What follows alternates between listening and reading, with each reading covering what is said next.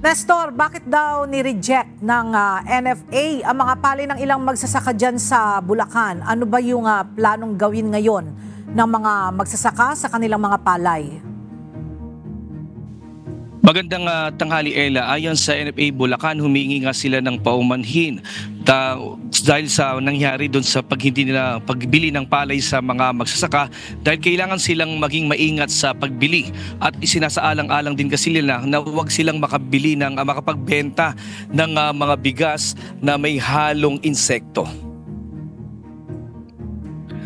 Nagkaroon ng hininakit ngayon sa National Food Authority ang presidente ng magsasaka sa Bulacan na si Mang Roberto Hernandez matapos na tumangging bilhin ng NFA Bulacan ang palay ng ilang magsasaka.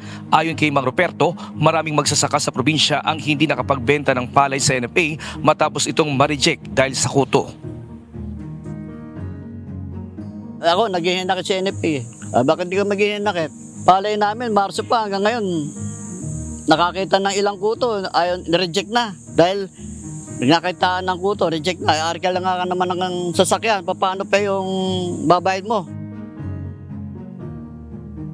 Humingi naman ng paumanhin si NFA Acting Branch Manager Rona Talen sa mga magsasaka dahil hindi pwedeng makapagpasok sila ng palay na may kuto. Anya, delikado ito dahil puno ng palay ang 6 na warehouse nila sa Bulacan at umiiwas lang din silang makapasok at kumalat ito sa kanilang mga bodega. So dapat sir, habang nasa kanila po yung palay, nandun sa kanila yung tamang pagme-maintain noong palay. So dapat po, kung paano nila alagaan, kung paano nila i-maintain yung good quality ng palay, sir. So kami, sir, kasi hanggat kaya namin bilihin, panatilihin na good quality yung palay. Samantala sa ngayon, bukas na ang NFA warehouse sa Tikay, Malolos na pang-7 warehouse sa Bulacan. Sa 70,000 capacity, nasa 35,000 na ang stock ng palay dito sa ngayon sa warehouse na kaya pang mag-accommodate ng 35,000 sacks ng palay.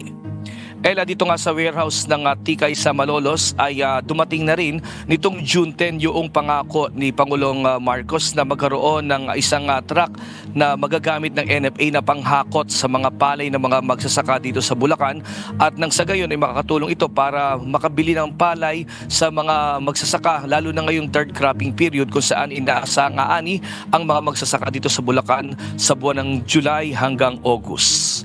At yan ang ating latest live mula dito sa Bulacan. Balik sa iyo, Ella. Maraming salamat, Nestor Torres.